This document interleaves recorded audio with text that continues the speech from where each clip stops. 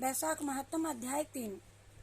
अब प्रेत कहते हैं कि हम तीनों के प्रेत योनि में पड़ने का कारण है कि जब सब मैंने तुम्हें बता दिया, अब तुम लोगों का पाप से उद्धार करो। अब तुम हम लोगों का पाप से उद्धार करो, क्योंकि तुम विप्र हो ब्राह्मण, तुम्हारा साधु पुरुष तीर्थों से भी बढ़ करके है। वे शरण में आए हुए महान पापियों को भी नरक से तार देते हैं। जो मनुष्य सदा गंगा और संपूर्ण तीर्थों में स्नान करता है तथा जो केवल साधु पुरुषों का संग करता है, उसमें साधु संग करने वाला पुरुष ही श्रेष्ठ है।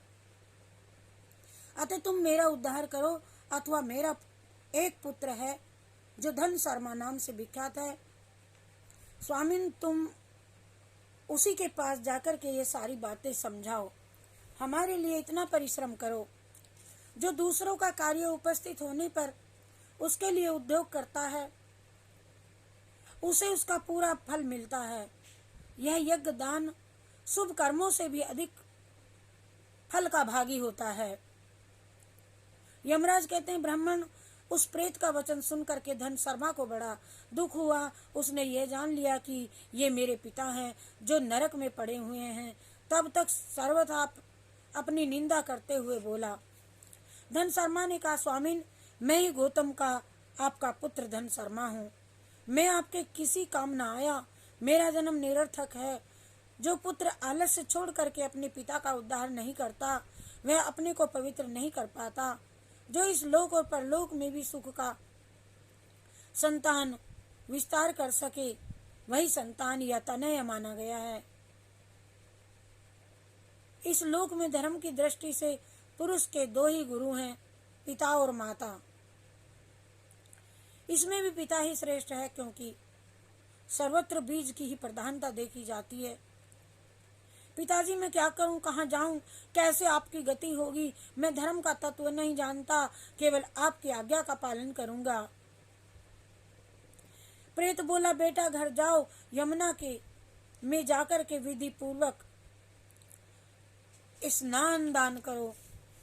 आज से 5वें दिन बैसाख की पूर्णिमा आने वाली है, जो सब प्रकार की उत्तम गति प्रदान करने वाली तथा देवताओं और पितरों के पूजन के लिए उपयुक्त है।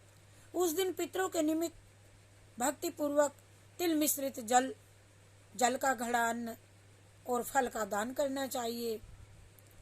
उस दिन जो श्राद्ध किया जाता है वह पितरों को 1000 वर्षों तक आनंद प्रदान करने वाला होता है। जो बैसाख की पूर्णिमा को विधि पूर्वक स्नान करके 10 ब्राह्मणों को खीर भोजन कराता है, वह सब पापों से मुक्त हो जाता है।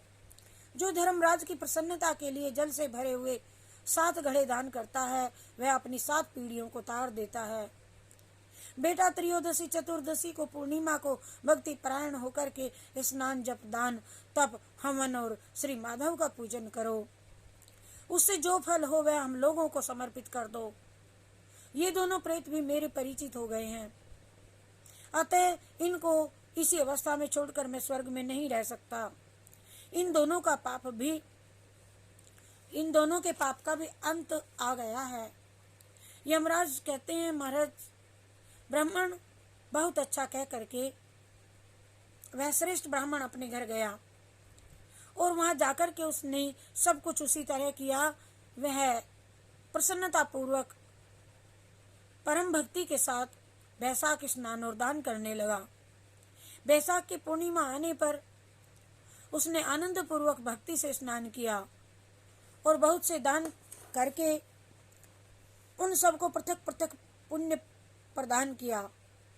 उस पृथ्वी पर दान के संयोग से, उस पवित्र दान के संयोग से वे सब आनंद मगन और विमान में बैठ करके तत्क्षण ही स्वर्ग को चले गए। ब्राह्मणों में श्रेष्ठ धन शर्मा भी श्रुति स्मृति और पुराणों के ज्ञाता थे। वह चिरकाल तक उत्तम भोग करके अंत में ब्रह्मलोक को प्राप्त हुआ। अतः यह बैसाख की पूर्णिमा परम पुण्यमयी और समस्त विश्व को पवित्र करने वाली है। इसका महत्व बहुत बड़ा है, अतः मैंने संक्षेप से तुम्हें इसका महत्व बतला दिया।